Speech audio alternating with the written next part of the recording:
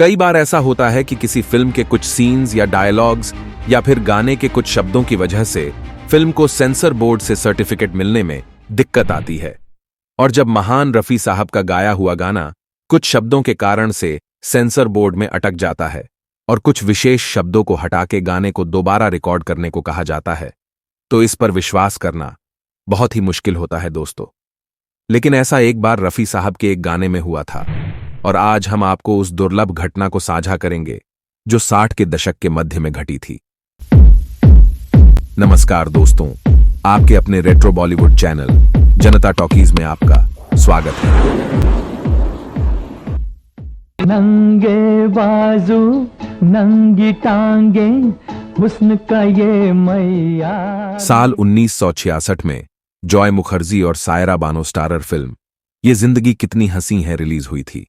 Film के निर्देशक love in Shimla fame director R K. Nayyar ji थे। फिल्म में रफी साहब और आशा जी के कुल 7 गाने थे। फिल्म का संगीत रवि का था और गानों के बोल लिखे थे राजेंद्र कृष्णन ने। सब कुछ बिल्कुल ठीक चल रहा था, गाने ठीक से रिकॉर्ड किए गए थे। फिल्म की शूटिंग तय समय पर पूरी हो गई थी। रिलीज से पहले फिल्म को सेंसरशिप के लिए सेंसर बोर्ड के पास भेजा गया और समस्या शुरू हो गई।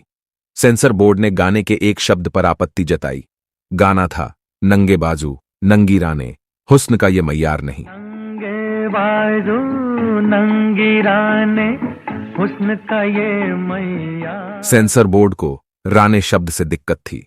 सेंसर बोर्ड ने सख्त आदेश दिया कि राने शब्द को बदल दिया जाए और उसकी जगह कुछ सार्थक शब्दों का इस्तेमाल किया जाए या फिर पूरा गाना हटा दिया जाए, क्योंकि गाने में ऐसे शब्दों के साथ फिल्म को रिलीज करना नामुमकिन है। पूरी यूनिट डरी हुई थी। तुरंत गीतकार के साथ निर्देशक और संगीत निर्देशक ने राने शब्द को बदल दिया और इसे बना दिया नंगे बाजू नंगी टांगे। नंगे बाजू नंगी टांगे हुस्न का ये मैया।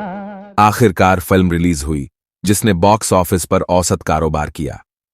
कृपया कमेंट करें दोस्तों, आप में से कितने लोगों को यह गाना पसंद है, नंगे बाजू नंगी टांगे।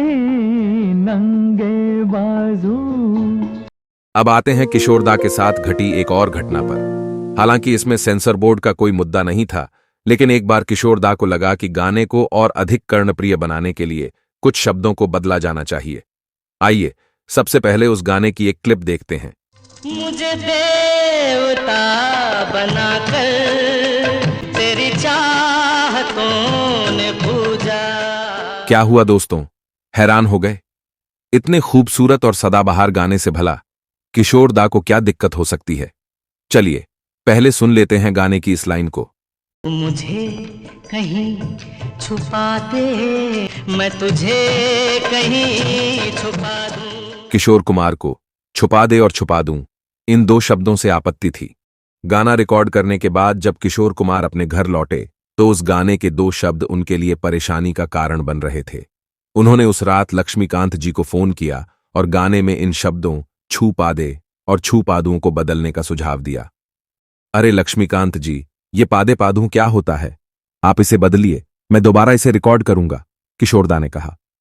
किशोर दा ने छुपा दे और छुपा दूं की जगह छुपा ले और छुपा लूं का सुझाव दिया, लेकिन कुछ अज्ञात कारणों से उन शब्दों को नहीं बदला गया। हो सकता है कि फिल्म की रिलीज का समय बहुत करीब था और अचानक बदलाव से फिल्म की रिलीज पर कुछ असर पड़े। अब हमारा सवाल यह है कि जब भी हमने यह गाना सुना है तो क्या हमने कभी भी इन पंक्तियों के बारे में सोचा है जिन्हें किशोर कुमार बदलना चाहते थे? मेरा मानना है कि नहीं। जब हम किशोर दा और रफी साहब जैसे दिग्गजों के गाने सुनते हैं तो इन प्रतिभाओं की स्वर्गीय आवाज में हम खो जाते हैं। लेकिन किशोर कुमार और रफी साहब परफेक्शनिस्ट थे। वे जानते थे कि गाने की सिचुएशन के अनुसार क्या सर्वोत्तम होगा।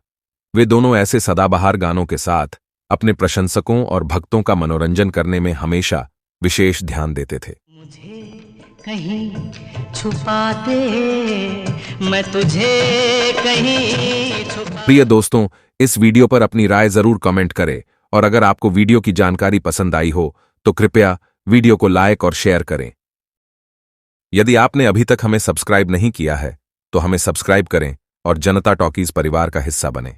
बहुत बहुत धन्यवाद दोस्तों।